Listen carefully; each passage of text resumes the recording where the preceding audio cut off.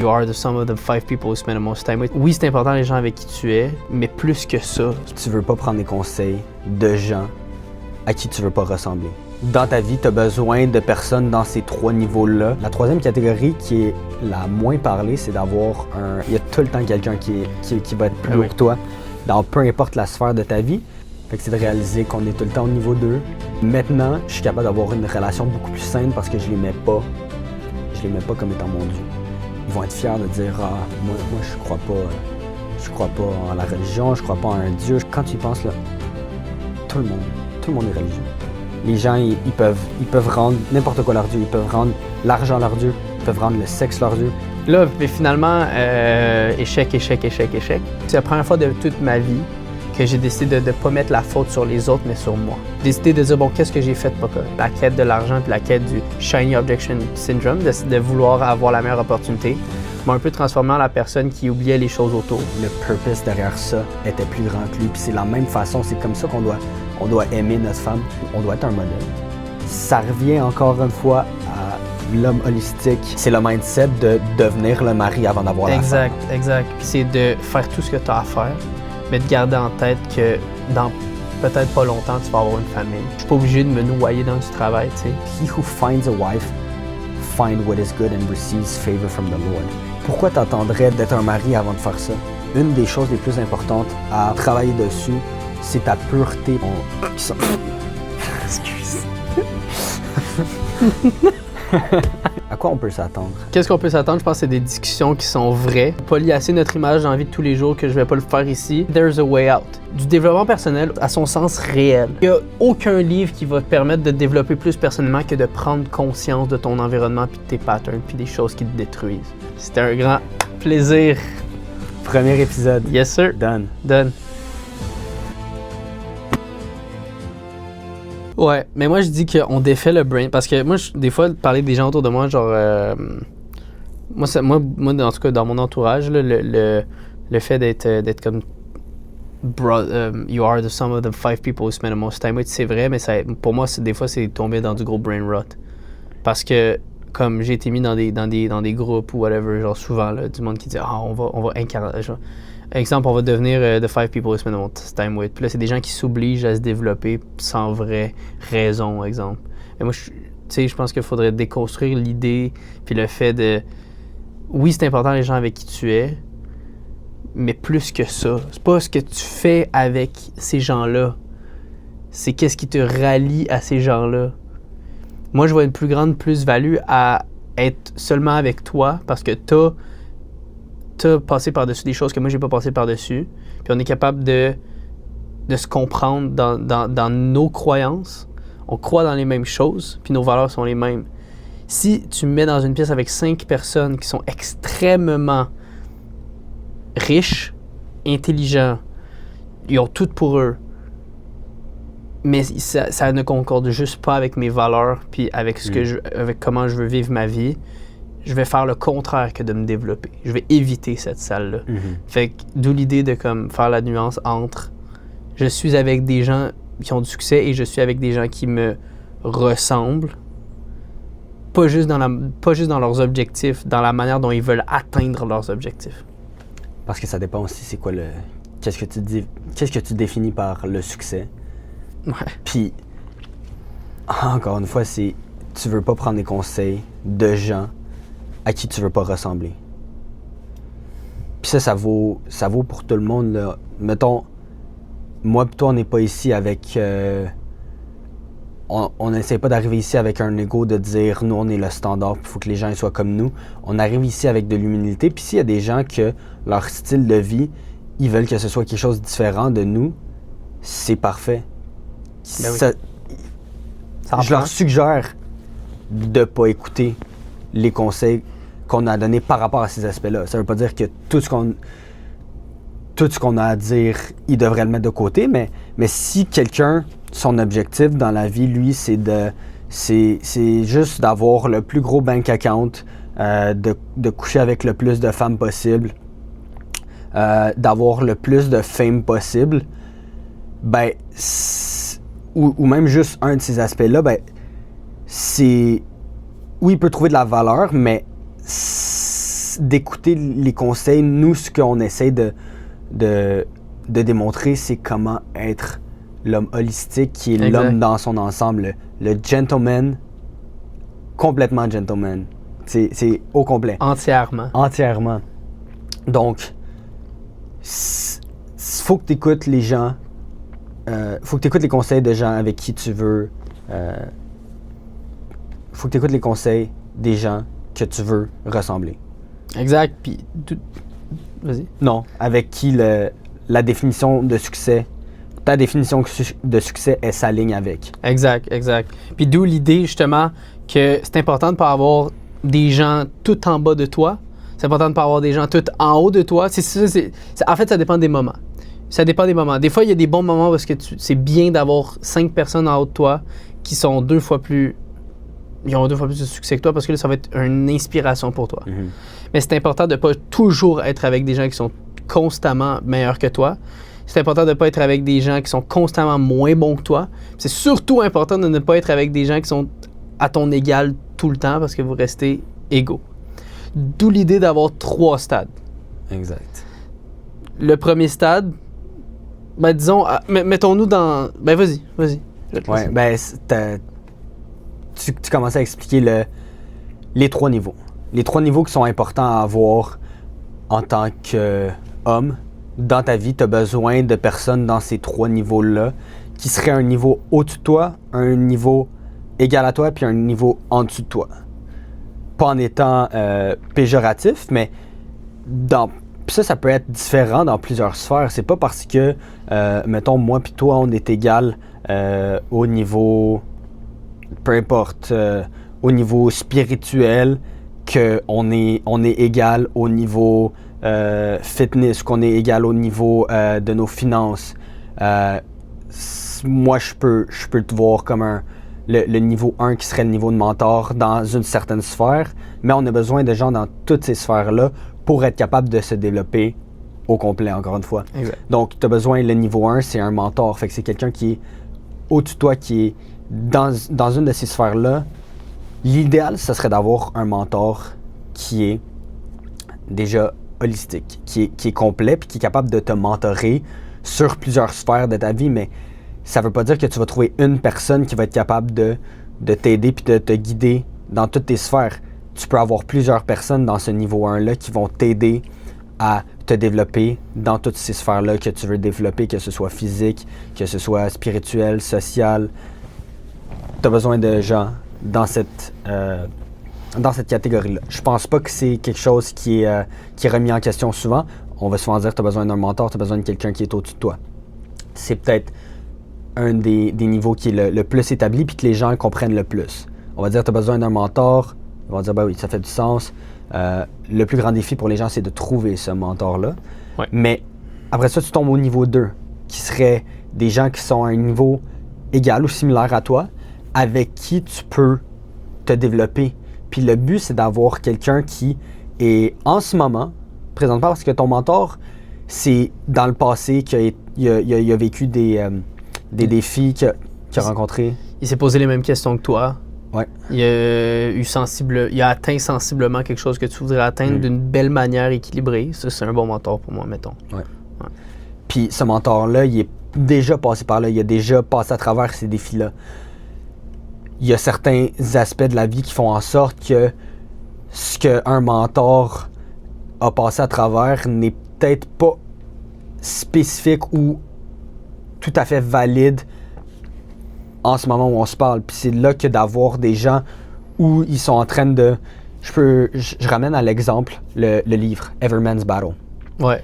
Qui est un des plus grands struggles des hommes, c'est la pureté.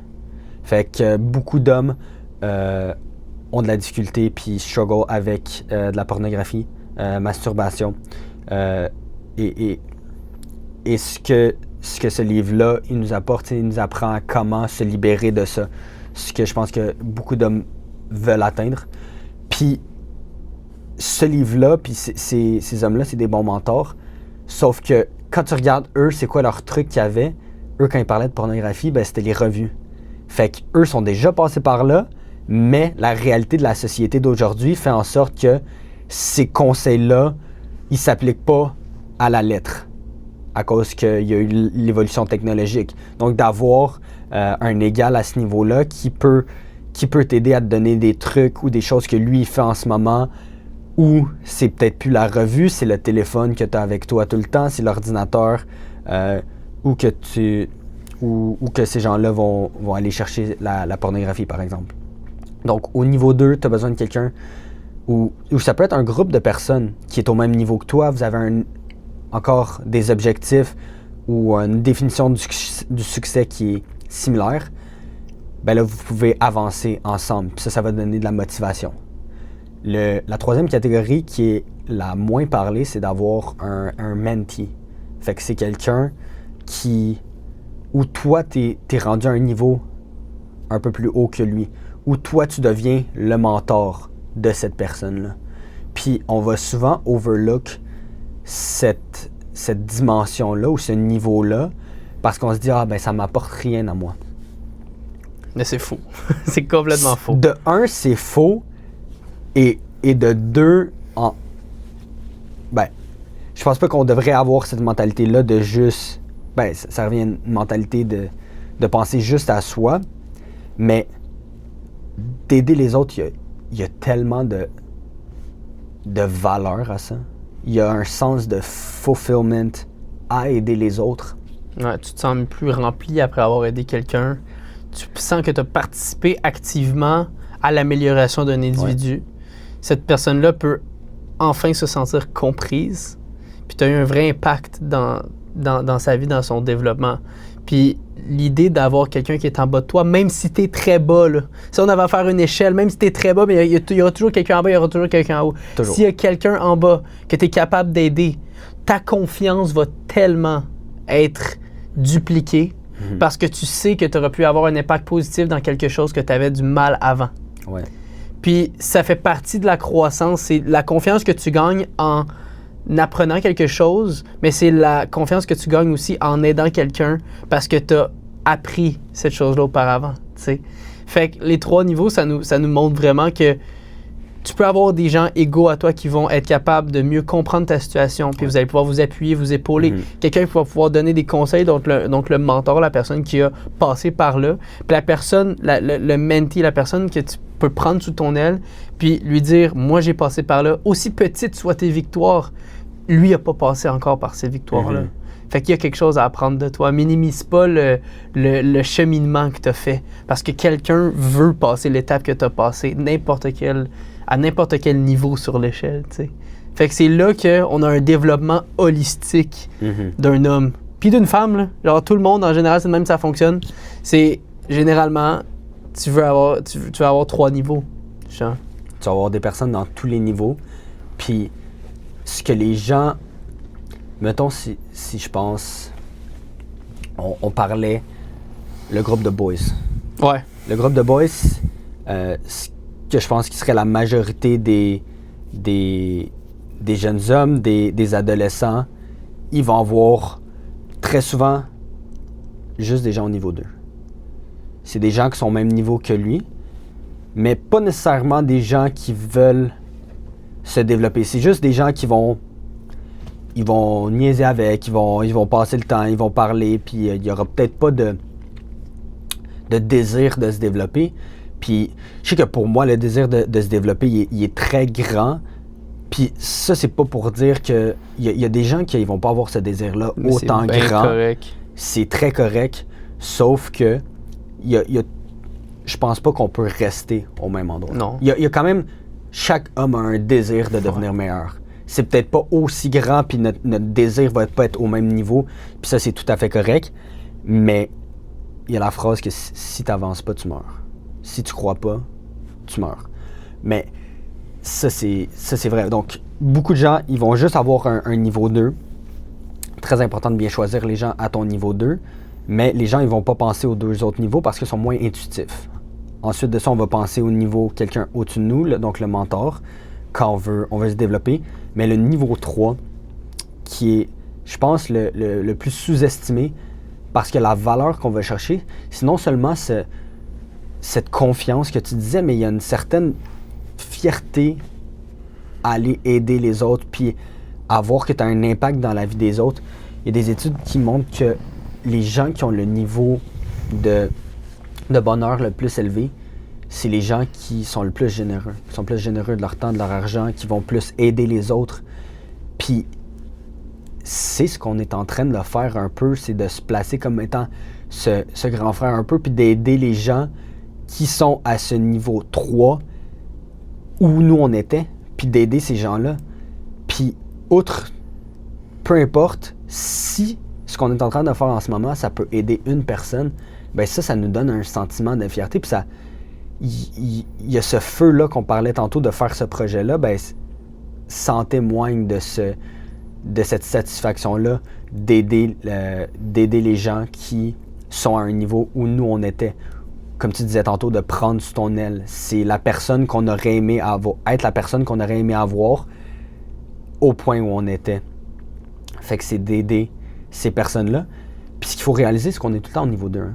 Tu parlais tantôt, là, peu importe où on est, tu peux penser que tu es rock bottom, mais il y a tout le temps quelqu'un qui est à un niveau plus bas que toi. Ouais.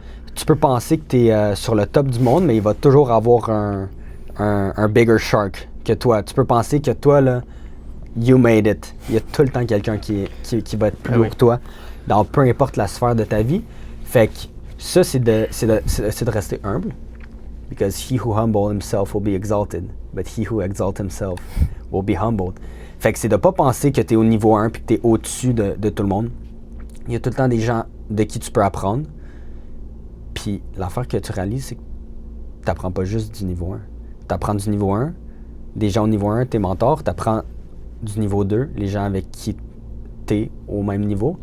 Mais tu apprends aussi des gens au niveau 3. Fait que même si ces personnes-là, ils n'ont pas overcome les défis que toi, tu as déjà réussi à passer par-dessus, ben tu es capable d'apprendre par rapport à eux, non seulement eux de leur personne, mais tu es capable d'apprendre à travers le fait que tu leur enseignes. Une des meilleures façons d'apprendre, c'est d'enseigner. Ouais, puis je rajoute à ça encore, la personne de niveau 3 va te faire voir les angles morts que tu n'as pas vus quand tu as passé par là. Tu vois, imagine, moi je reviens à il y a un an, puis je me vois faire. Oui, j'ai eu un développement. Ou mettons, je reviens il y a 3 ans. Il y a 3 ans, j'ai eu un gros développement. Mais j'en ai manqué des bouts. Là. J'en ai manqué pas à peu près. Fait que je pense que l'idée, c'est la personne qui passe par où est-ce que tu es passé, ben, te fait réaliser tes angles morts. Puis t'es capable encore de plus l'aider en t'aidant toi-même parce que justement, c'est des choses qui te manquaient à réaliser encore. Ouais. Fait que c'est de réaliser qu'on est tout le temps au niveau 2. Puis ça, c'est aussi, nous, on se positionne comme ça. On a des gens au-dessus de nous déjà, on a des gens à notre niveau. Puis, je sais pas pour toi, j'ai quelques personnes qui sont au niveau 1, mais on dirait qu'il manquait. On parlait. Moi, j'aurais aimé ça avoir un petit frère. J'aurais aimé ça avoir un petit frère que je pourrais l'aider là-dedans. Donc, c'est un peu ce désir-là qui me drive à faire ce projet-là. Mais c'est aussi de penser aux gens qui sont là puis qui ont de la valeur ou ils reçoivent de la valeur avec ce qu'on est en train de dire, ben eux aussi qu'ils recherchent des personnes qui sont leur niveau 3 pour aussi leur enseigner, les aider, parce que ça va les aider eux-mêmes dans leur développement. Fait que la mission, c'est de trouver des gens qui ont besoin de trouver des gens pour trouver des gens. Si tu fais tout le temps ça, là, la société va juste devenir meilleure parce que tout le monde va vouloir aider. Exact. C'est aider le prochain. C'est un peu pour ça, c'est genre le pyramid scheme parfait. Quand on peut le voir comme ça. C'est un peu comme une grosse pyramide. Mais là, c'est pas des services financiers, c'est pas du porte-à-porte, c'est pas ci, c'est pas ça. Là, c'est une pyramide de bienveillance envers son prochain. Puis une pyramide de... Il y a toujours quelqu'un de plus haut que moi, mais il y a toujours quelqu'un qui est en bas qui a besoin de moi. Puis de vivre avec constamment ce souhait-là d'aider les autres, mais aussi avec cette constante ouverture-là de réaliser des nouvelles choses. Parce que même quand ça va bien, il y a beaucoup de choses à réaliser. Même quand ça va. Surtout. Ça, c'est le danger de quand ça va bien. Tu sais, on parlait tantôt de certaines personnes qui peuvent être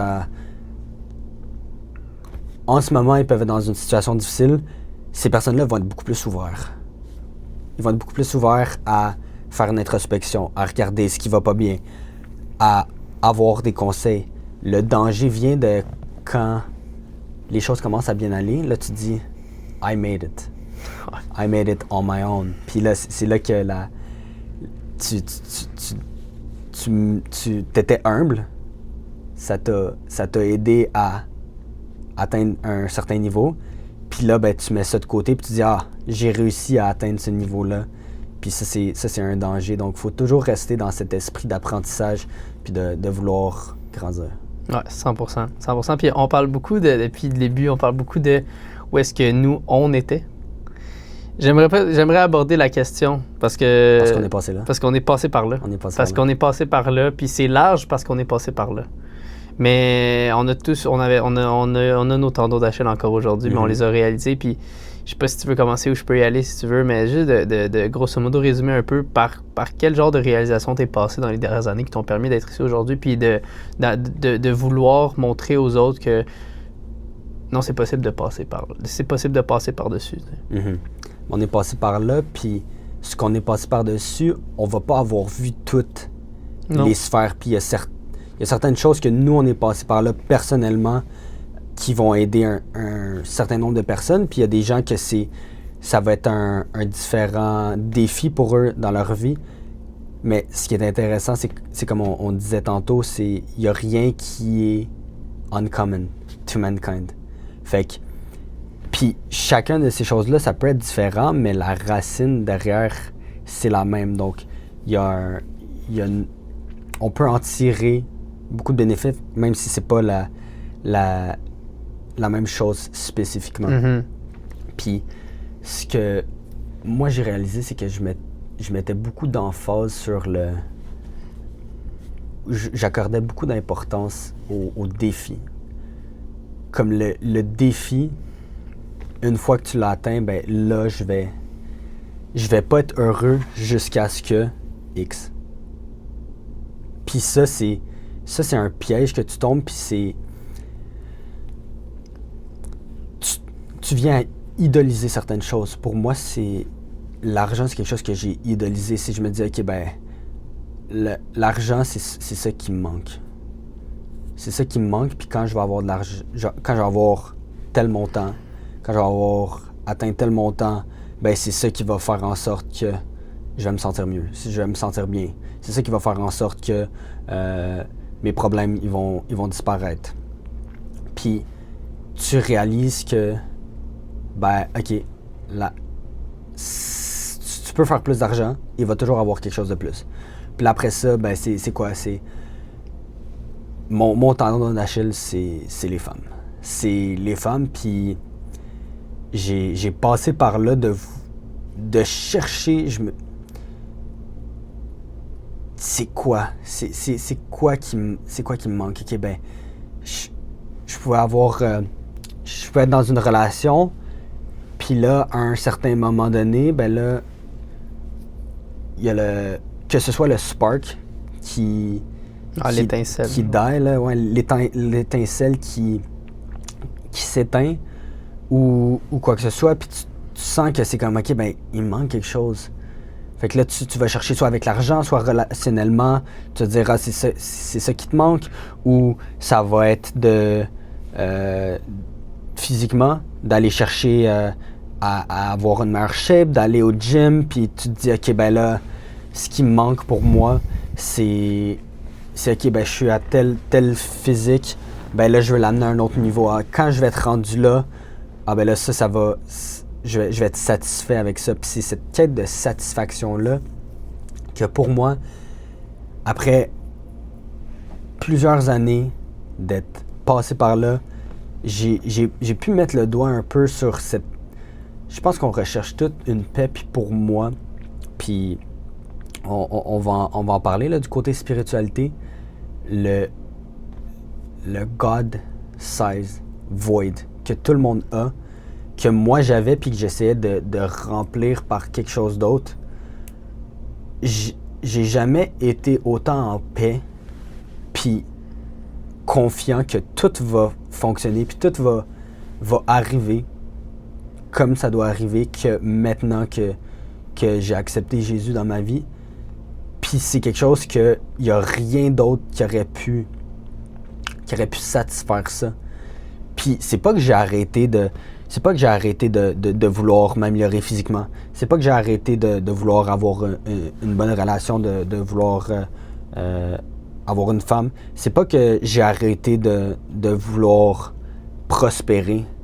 C'est que ça n'est plus le end goal. C'est des choses qui font partie d'être un homme. C'est tous les hommes vont avoir à dealer avec ça, leurs relations. Ben là, je parlais de relations amoureuses, mais des relations avec d'autres hommes, pas dans le sens.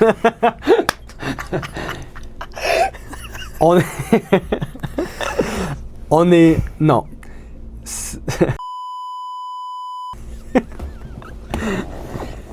Brotherhood. That's what we mean. Brotherhood. Donc, relation amoureuse, relation amicale, relation avec la famille. Oui, c'est très important. C'est pas le... Ça devrait pas être notre objectif en tant que tel.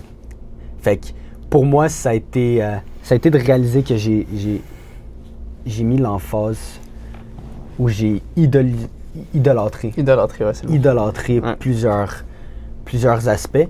Et que maintenant, je suis capable d'avoir une relation beaucoup plus saine parce que je les mets pas comme étant mon Dieu. Ce que j'aime beaucoup dire, là, c'est que, ben, tu sais, au Québec, on est une société qui est très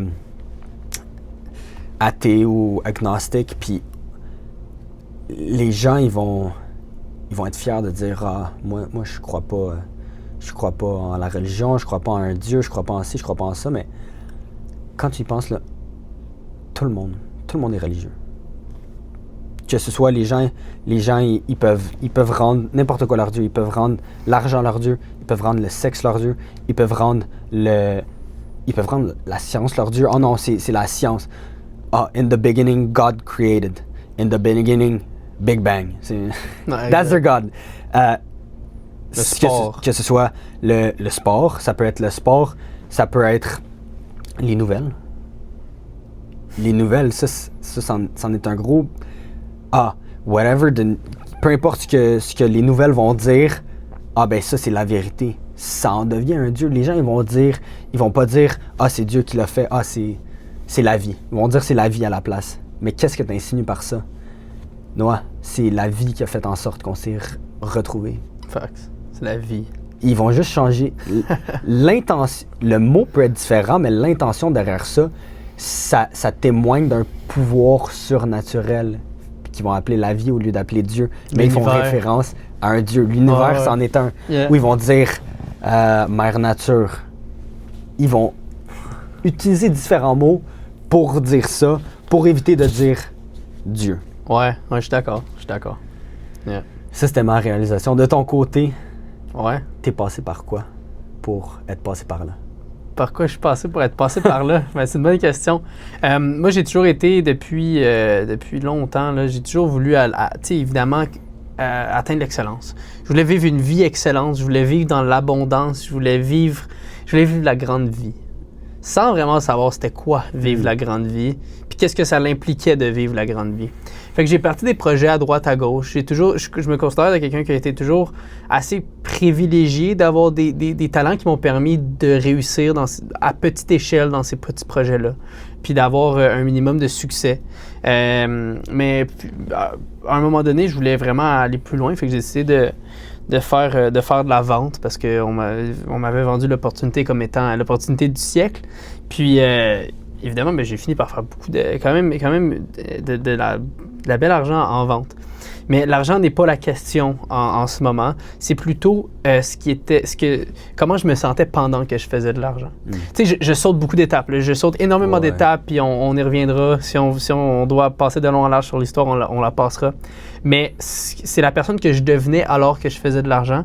Parce que moi, il faut comprendre que la mentalité que j'avais, c'était qu'en faisant de l'argent, là, j'allais devenir un meilleur homme. J'allais être en mesure de pourvoir pour ma future femme et mes enfants. Donc, il faut comprendre que mes principes à l'époque, on n'est pas vieux. On n'est pas vieux. Mes principes étaient bons. Les fondements de mes principes étaient bons. Je voulais pourvoir pour ma famille. Je voulais pas, j'ai jamais eu le souhait de vivre une vie de débauche. Je faisais quand même ça pour des principes nobles. Mais alors que j'avais la ferme conviction en faisant de la vente puis en faisant de l'argent en haut de la moyenne pour mon âge, si je peux le dire comme ça, j'avais la ferme conviction que j'étais en train de devenir une meilleure personne, un meilleur homme, un meilleur futur mari, père, tout ce qu'on veut. J'avais vraiment cette conviction-là. Jusqu'à un moment où je me suis porté à vouloir à réaliser certaines choses comme bon, qu'est-ce que je fais avec cet argent-là maintenant? C'est quoi la prochaine étape? J'étais pas satisfait. Puis je me demandais pourquoi, parce que j'aurais pu continuer 2, 3, 4, 5 ans, puis avoir une vie assez décente. Puis finalement, ben, fut une journée où est-ce que j'avais atteint un objectif qui était personnel. Je m'étais fixé à un moment donné, je vais faire X nombre de ventes dans la journée. Puis cette journée-là, ben, j'ai fermé mon ordinateur, j'avais atteint l'objectif, je me suis senti complètement vide. Complètement vide. Puis c'est là que j'ai décidé de me poser des questions. J'ai vraiment décidé de me poser la question comme, OK, qu'est-ce qui se passe? Qu'est-ce qui se passe? Moi, j'ai la ferme conviction que j'étais en train de devenir un meilleur homme. Je me préparais pour ma femme, tout le kit. Le beau discours là, du mâle pourvoyeur. Le beau discours du mâle pourvoyeur, OK? Puis, évidemment, tu sais, là, je saute des étapes, mais j'avais beaucoup de stéréotypes en moi qui ont été bâtis peu à peu, tu sais, par tout ce qui est les mentalités des réseaux sociaux. Là, tu sais, il y a 4-5 ans, là, Andrew Tate et compagnie. Le Red Pill. Le Red Pill, le fameux Red Pill. Il y a eu des documentaires qui ont sorti là-dessus, les mâles alpha, les mentalités un peu douteuses par rapport aux femmes, l'extrémisme à la limite, j'étais loin d'être une mauvaise personne, mais j'avais pas les valeurs, les principes aux bonnes places.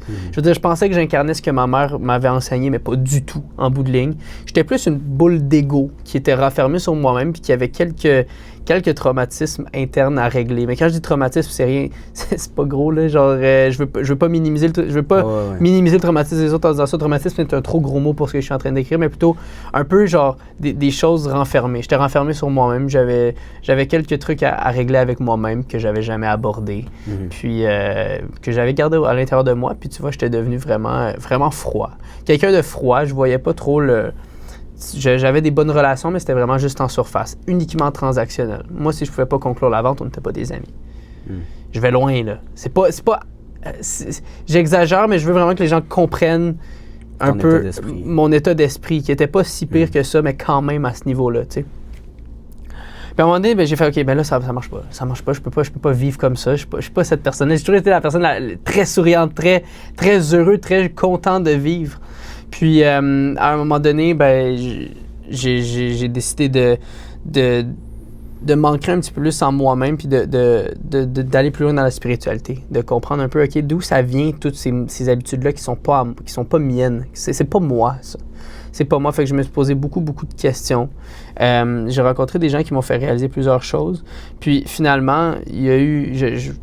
Je peux parler un peu de mon tendon d'Achille. Un peu comme tu l'avais mentionné, j'avais vraiment envie de trouver ma femme. J'avais vraiment envie de trouver ma femme, ce qui faisait en sorte qu'à chaque fois que je rencontrais une femme, j'avais envie de dire que c'était la femme de ma vie. Je vais le dire directement comme ça.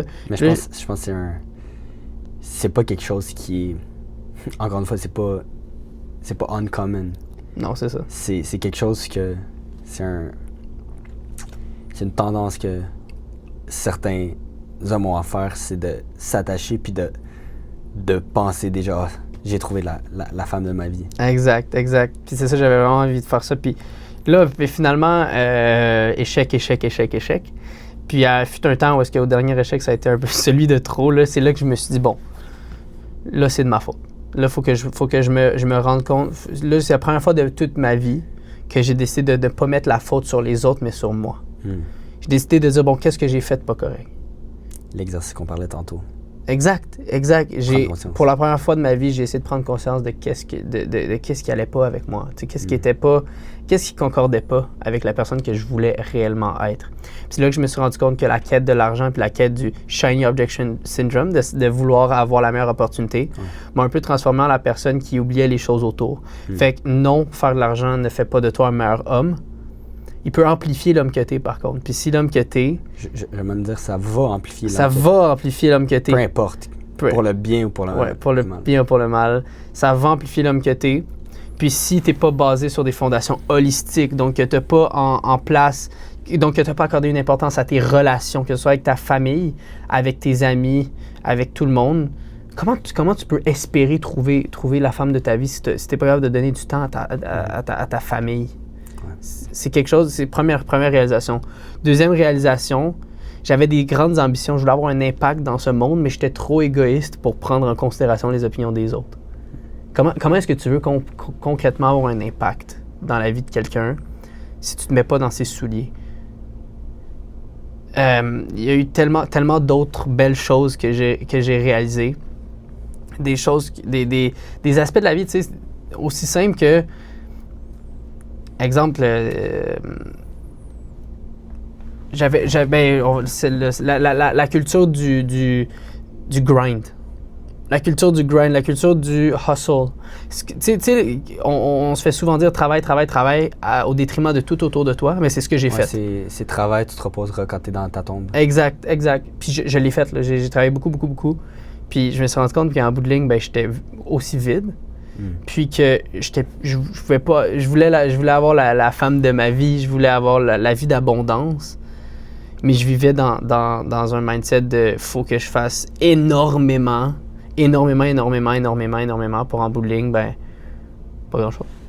Pas grand-chose. Je me suis retrouvé au point où est-ce que je me sentais comme si j'avais rien sauf de l'argent. Puis je suis tellement pas cette personne-là. Fait que j'ai voulu tout mettre ça derrière moi. J'ai voulu vraiment me concentrer sur moi. Fait que j'ai pris une pause, j'ai tout lâché, la vente. J'ai décidé de partir de mon entreprise pour essayer d'aller chercher un impact plus grand. Mais même là, j'étais trop égoïste pour aller vouloir aider réellement les gens sans que moi j'aille un retour. Fait qu'il a fallu que je déconstruise tout ça en moi. Puis au fur et à mesure, je pense que Dieu s'est glorifié à travers ce parcours-là, m'a montré des choses que j'aurais pas vues autrement, m'a retiré des gens et des choses dans ma vie qui faisaient en sorte que j'avançais pas. Puis finalement, c'est ça que j'ai réalisé, c'est quand j'ai vraiment décidé de ne plus courir après rien, mais courir après... Lâcher prise complètement. C'est là que j'ai trouvé un sentiment de plénitude, puis je suis sur la bonne voie, puis je vais y arriver.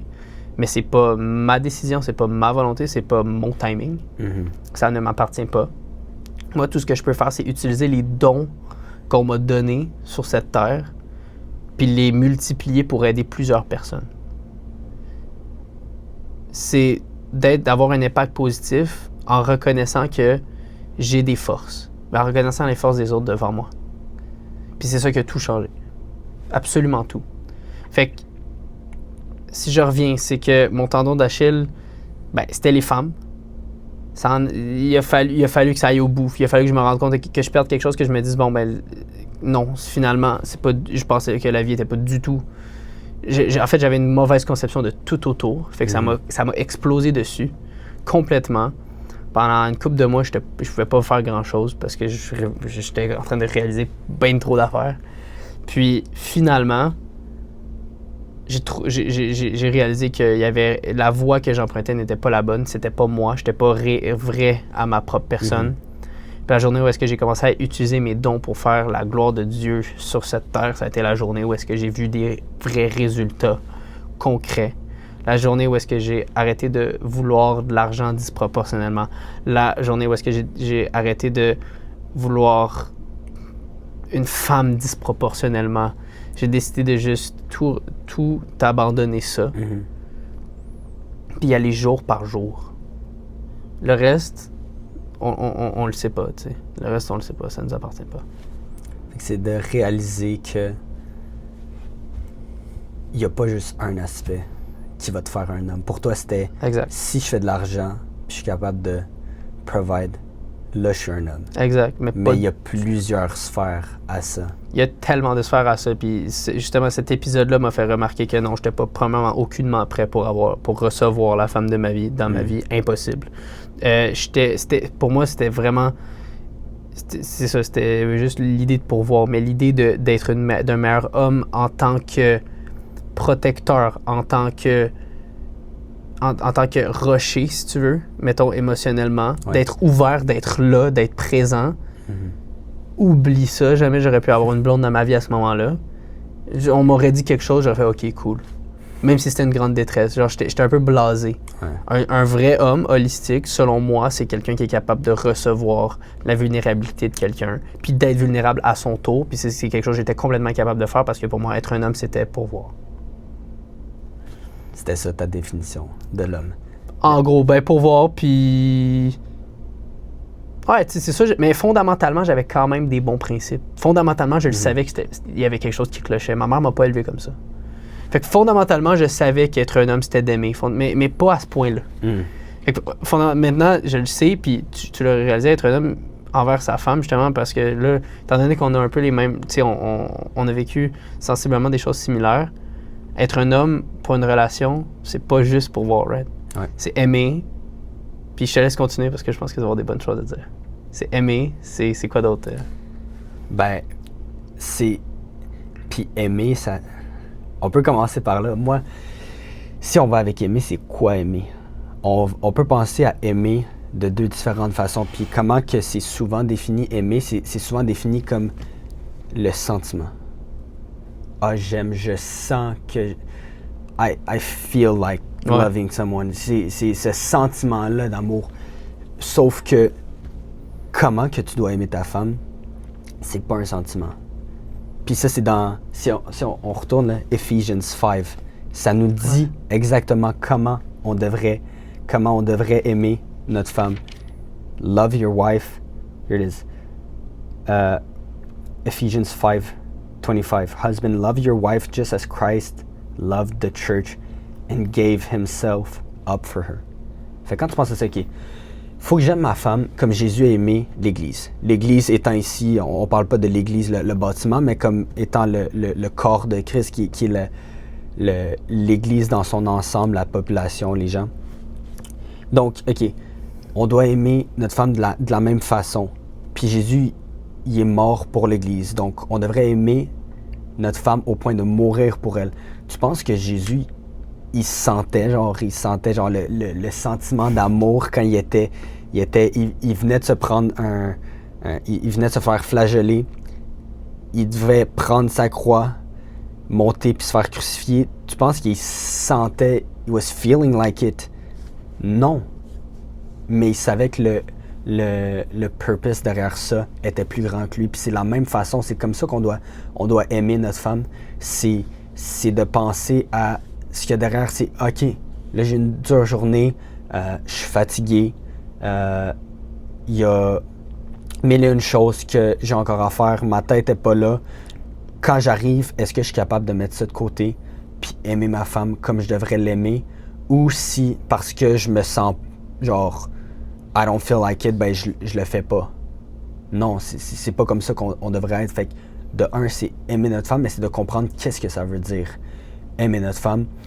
Oui, pourvoir pour notre famille, c'est quelque chose qui est extrêmement important.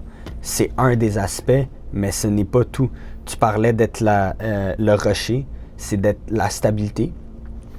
C'est d'être la stabilité, mais pas d'être nécessairement avec la froideur, de pas être capable de connecter, parce que ça, c'est une des parties que plusieurs hommes, ils vont être excellents dans plusieurs sphères, mais quand ça arrive à connecter avec les personnes, c'est des gens qui sont froids, qui ont de la difficulté à avoir des relations, ils vont avoir de la difficulté à enseigner.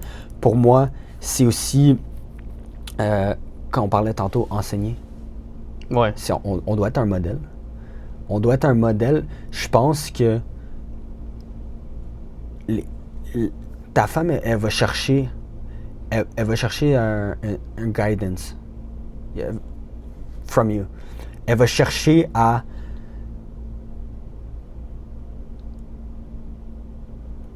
se faire guider par toi. Elle veut pas que tu arrives drainé, que t'aies plus aucune énergie, puis que tu puisses pas la leader. Fait que ça, c'en est un point. Un point qui revient à la force, c'est d'être capable de défendre ta famille. Je pense que ça, c'est quelque chose qui est beaucoup oublié parce que dans la société dans laquelle on vit, c'est tellement sécuritaire que on se dit, on délègue si on veut, ou beaucoup d'hommes délèguent certaines responsabilités qu'ils ont par rapport à leur famille au gouvernement. Que ce soit, provide, le gouvernement, des fois, il devient le père. Que ce soit la protection, le père de famille, il va pas voir ça comme un devoir, lui, d'être en bonne forme physique, d'être capable de défendre sa famille physiquement, parce que c'est tellement rare que ça l'arrive, puis quand ça l'arrive, j'appelle la police. Mais en tant qu'homme, il faut que tu sois prêt à tout ça. Fait que ça revient encore une fois à l'homme holistique, le gentleman dans son ensemble. Puis, je ne veux pas aller trop en détail dans... On pourra, puis ça c'est super intéressant, là, puis comment que le mari doit agir, puis comment qu'on est supposé aimer notre femme et notre famille. Ouais, puis comment on peut s'habituer à le faire avant même de rencontrer la femme qu'on veut. Puis justement, je pense que en ce moment, nous deux, on est vraiment sur la même longueur d'onde à ce niveau-là. C'est le mindset de devenir le mari avant d'avoir la femme. Exact. Puis mon objectif, en vrai, c'est que tu parlais de revenir à la maison et être drainé, ce qui t'empêche potentiellement de donner le temps à ta famille, à ta future famille, mettons, de le faire. Mais je pense que d'être un homme holistique, d'être quelqu'un d'holistique, c'est de faire tout ce que tu as à faire, mais de garder en tête que dans peut-être pas longtemps, tu vas avoir une famille, puis tu vas devoir faire tout ça plus eux, puis les mettre en premier. Fait que comment tu bâtis un lifestyle? Fait que comment tu traites ton travail, sachant que dans quelques années, tu vas avoir une femme puis des enfants. Comment tu traites ton entreprise? Il y a des entrepreneurs qui vont écouter ça. C'est comment tu traites ton entreprise? Est-ce que tu es capable de la délaisser pour aller voir ta famille? Dire bonjour à ta grand-mère qui est toute seule, potentiellement. Dire bonjour à ta mère qui a peut-être eu une mauvaise journée. Tu sais, comment tu peux oublier, tu sais, mettre de côté ton entreprise? Peut-être que la croissance de tes projets ou la croissance de ta carrière dans ton emploi va être plus longue. Peut-être ça va prendre 1 an de plus. Mais tu vas avoir 50 ans où est-ce que tu vas avoir du temps avec les gens qui te sont chers. Les bonnes habitudes se bâtissent avant même d'être en mesure d'avoir la famille, tu sais. Puis c'est de bâtir ce mode de vie-là autour, c'est d'avoir ça en tête. C'est de te dire, aujourd'hui, je suis tout seul. Ouais, c'est pas le fun, mais je suis pas obligé de me noyer dans du travail, tu sais. Si c'est la seule journée de la semaine où est-ce que je vais pas le faire, je peux aller voir les gens qui me sont chers parce qu'un jour, j'aurai pas le choix d'être là pour les gens qui me sont chers. Puis j'irais jusqu'à dire, c'est ton devoir de le faire.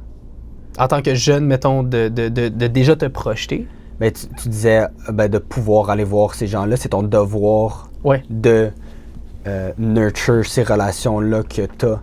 Puis c'est exactement ça, c'est la meilleure chose que tu peux faire en ce moment, c'est déjà planifier avec ça en compte. Tu parles de soit t'es entrepreneur ou ton travail, les gens ils vont juste penser à cet aspect-là encore une fois de pourvoyeur, puis ils vont pas penser à comment est-ce que je vais intégrer ça, parce que le but ultime c'est ok, je le fais pour ma famille, mais après ça je suis pas présent avec ma famille. Puis ce que les gens vont faire, c'est que ils vont justifier de ne pas être là pour leur famille parce qu'ils le font pour leur famille. Ouais. Fait que ça, c'est un piège qu'il faut faire attention d'éviter. Ouais. Puis, de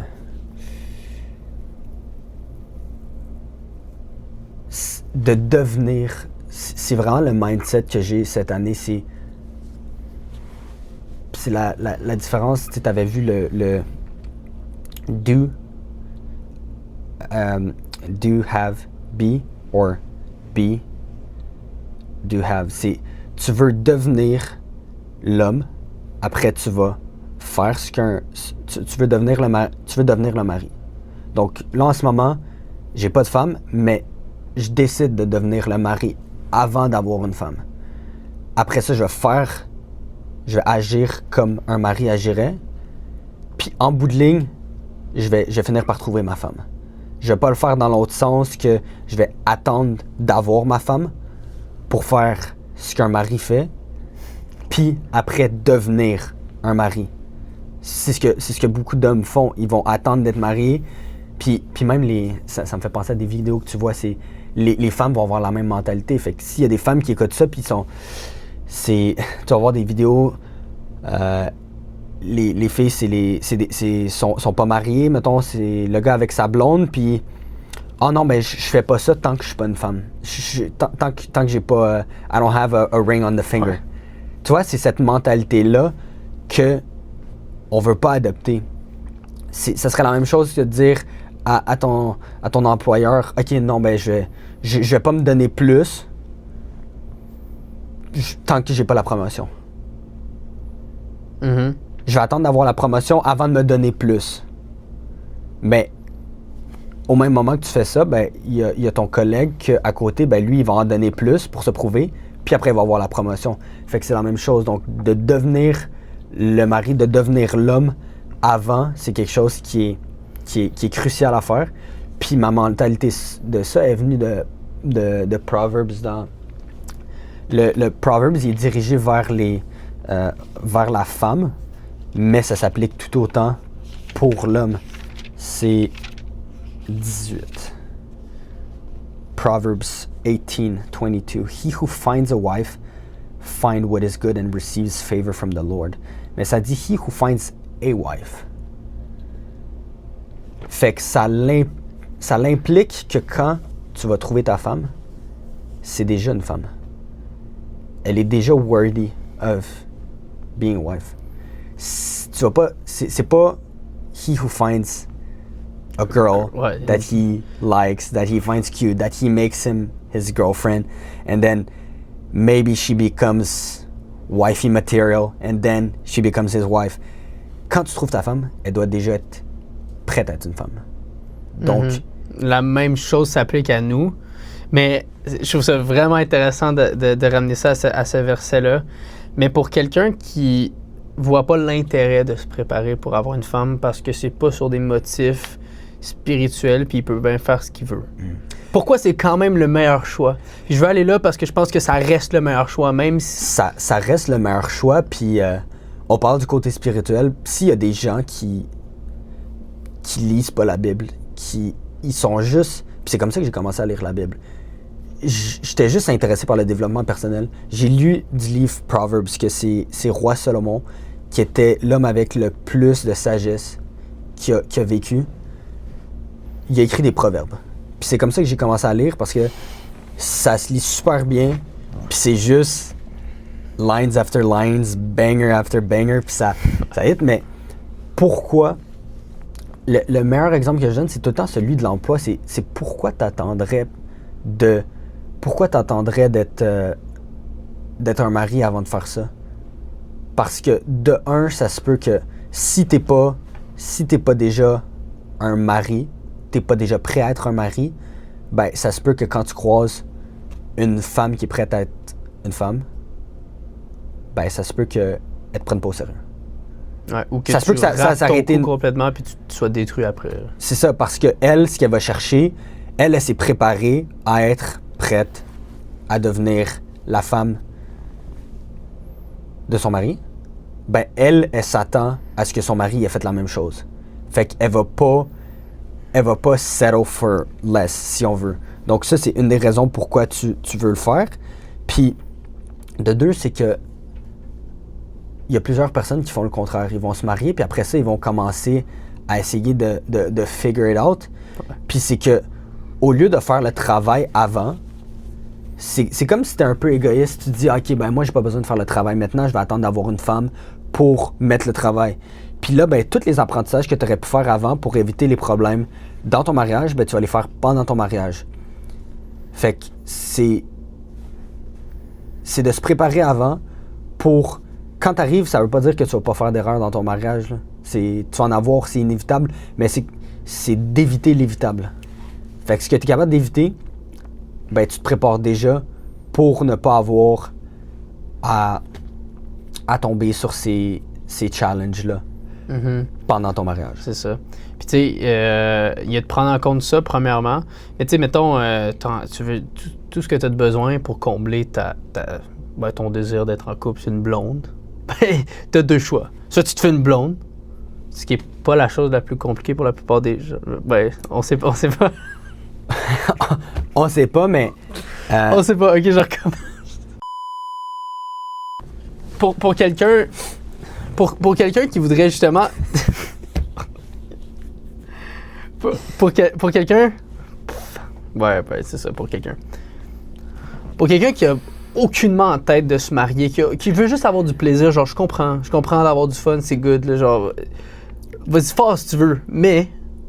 Sache que un jour ou l'autre, il y aura une femme qui va être la mère de tes enfants. Puis une fois que tu prends conscience de ça,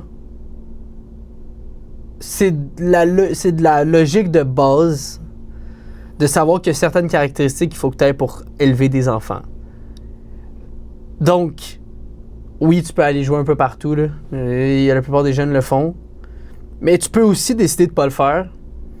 Puis, devenir une meilleure personne parce qu'à travers ça, si tu prends compte que tout est un tout, puis que le fait de te préparer pour la mère de tes enfants, puis d'être pour, mettons, un meilleur père dans le futur, va développer d'autres aspects de ta vie, dont ta discipline. Ta discipline va te permettre d'atteindre des plus grands objectifs au niveau de ta carrière, de ton emploi. Puis tout ça va découler que, tout d'un coup, je suis une meilleure personne.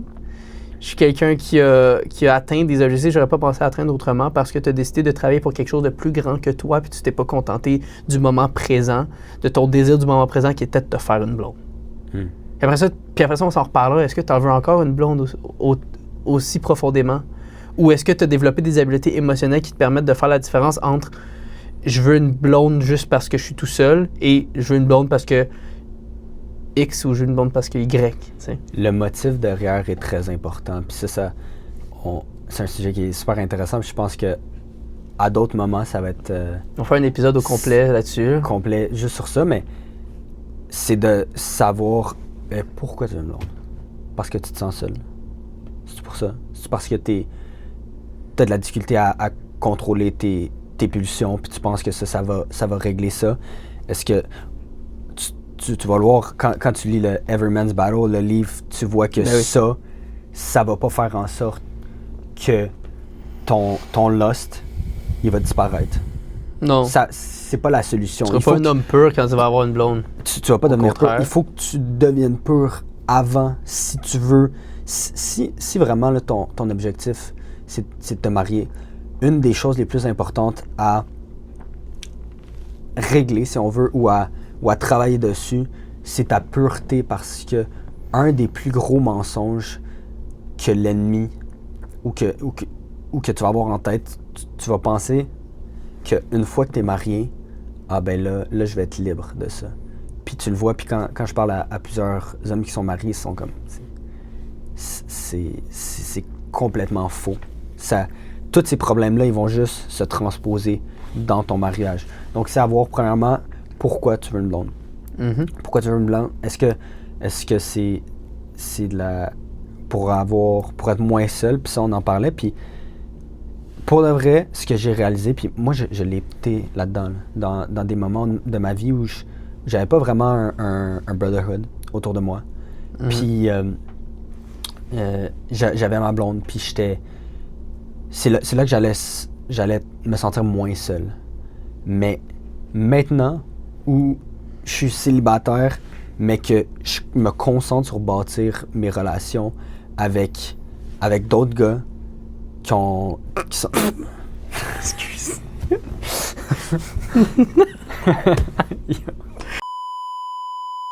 Le moment où j'avais ma blonde, je développais pas de relation amicale avec d'autres personnes. J'avais pas de brotherhood, j'avais pas un cercle d'influence proche, puis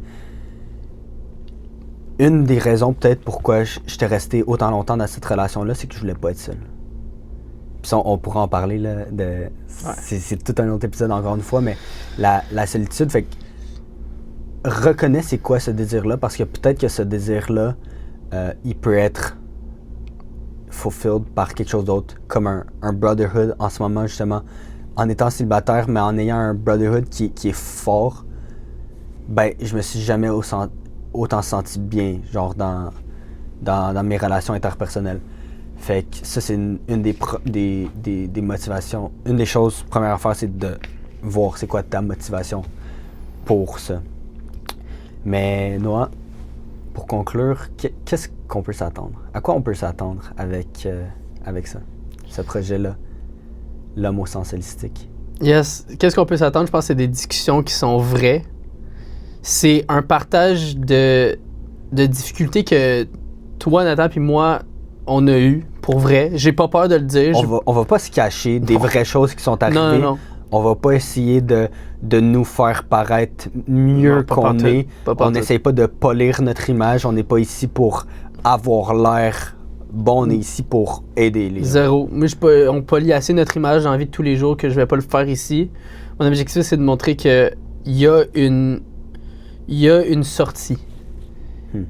En anglais, there's a way out. Il y a une chose peut-être que tu peux changer à ta situation qui va faire en sorte que tu vas en sortir. Mais à quoi on peut s'attendre, je pense, c'est on veut faire des capsules, on veut partager des conseils qu'on a expérimentés nous-mêmes ou des livres qu'on a lus, du développement personnel à son sens réel. Parce qu'il n'y a aucun livre qui va te permettre de te développer plus personnellement que de prendre conscience de ton environnement, puis de tes patterns, puis des choses qui te détruisent. Puis c'est ça qu'on veut mettre en lumière, c'est tout sans filtre. C'est tout sans filtre que tous ceux... Puis on peut s'attendre à répondre à des questions des gens qui veulent... Quelle que soit la situation, on veut être en mesure d'y répondre, puis on va être en mesure de rediriger vers des bonnes personnes. Parce qu'on connaît du monde qui ont eu des difficultés encore plus grandes que nous, bien plus grandes que nous. T'sais. On se considère pas comme étant l'autorité. Absolument pas. Donc c'est peut-être que certaines de ces questions-là, on est capable de répondre de par expérience personnelle. Puis on va avoir aussi l'humilité de dire quand on pense que c'est pas notre domaine, puis qu'on n'est pas la meilleure personne pour répondre à cette question-là, puis de référer ces personnes-là aux bons endroits. Exactement. Puis l'objectif, c'est vraiment d'avoir ici des gens qui sont des personnes de niveau 1, niveau 2 et niveau 3. Moi, je veux voir des gens ici qui ont des choses à nous apprendre. Alors ici, il y en a tellement des gens. Fait que s'il y a des gens qui veulent se rallier à cette mission-là, puis venir, puis donner, puis partager, let's go.